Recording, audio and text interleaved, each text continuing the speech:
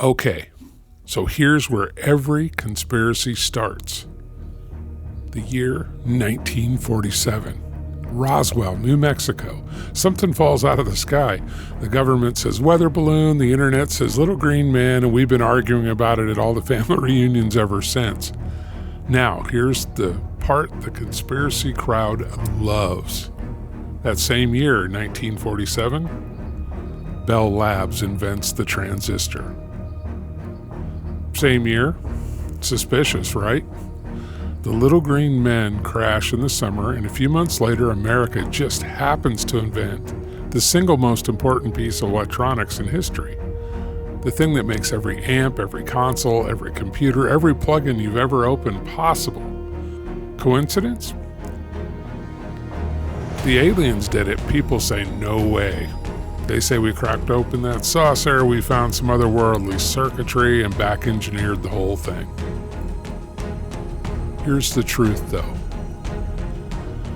The transistor was invented by three guys, Bardeen, Brattain, and Shockley. Real men, real lab, real Nobel Prize. They've been chasing this thing for years. It wasn't a flash of alien magic. It was a grind. The timing with Roswell is just that. Timing. The universe handing the conspiracy people a gift, if you will. But here's why it matters to you. Before the transistor, everything ran on vacuum tubes. Big, hot, fragile, power-hungry. Big tubes. The transistor shrunk all of it down. No transistor, no compact mixing console, no outboard gear, no laptop running your DAW at 2 a.m. So no, it ain't alien, but it might as well be magic. All right, you wanted reverse engineered tech? Well, buckle up, because this one is real. This one is documented. This one will mess you up a little.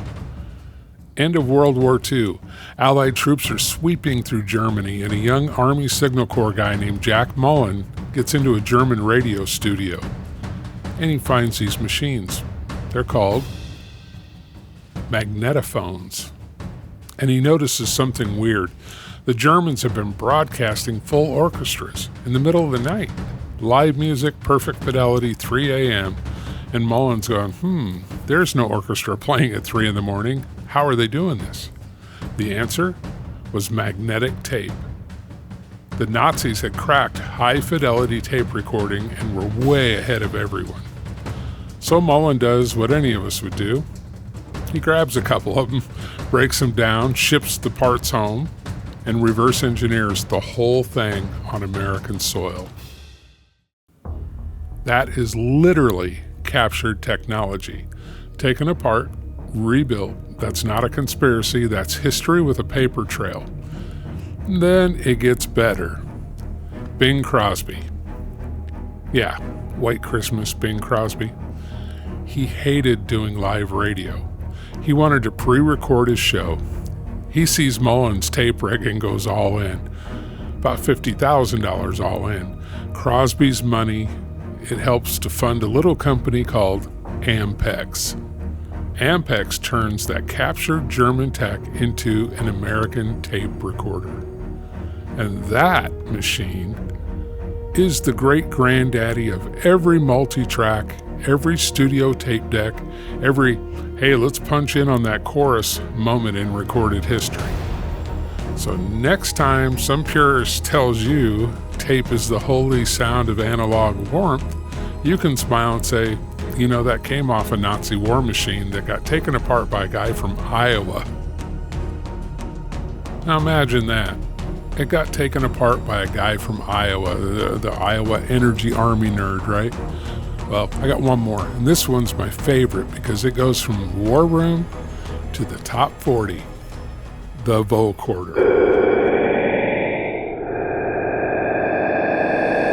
You know the sound, robot voice, Daft Punk, Roger Troutman, Talk Box Cousins, where Mr. Roboto, you know, all that,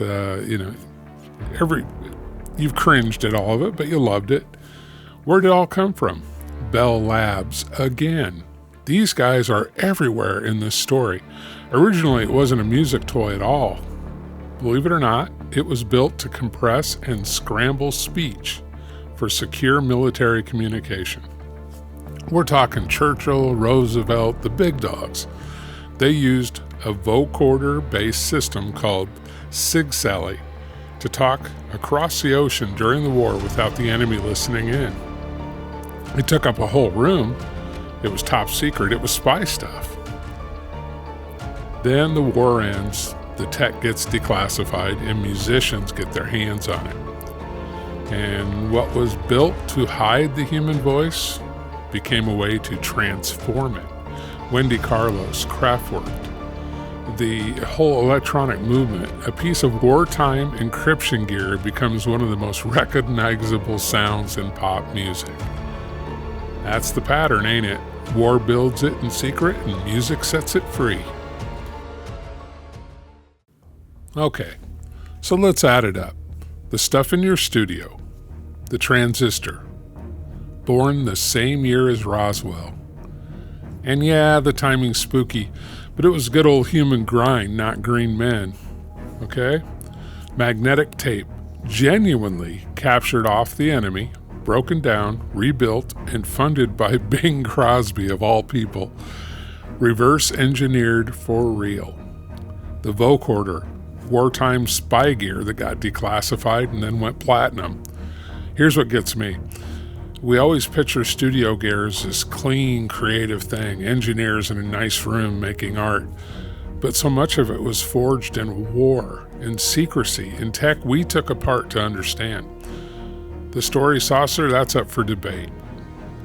But the real story is almost stranger. Your favorite sound has a body count behind it, or at least a classified file. You don't need aliens. The truth's wild enough. Okay. If you like this one, and you've got this far, so I think you did, there's a whole rabbit hole here. The history of recording is full of this kind of stuff. Accidents, war tech, lucky breaks, weirdos in garages. Tell me in the comments, which one got you? Was it the Nazi tape machine, the Roosevelt robot phone? Drop it below. And if you actually use this gear instead of just knowing where it came from, that's what I do over at RnB Studios in Riverside, Iowa. Links down there. I'll teach you to master your own sound. No saucer required, no green men. Hit subscribe, keep it weird. I'm Bear, and this is the Sideman Show. We'll see you next time.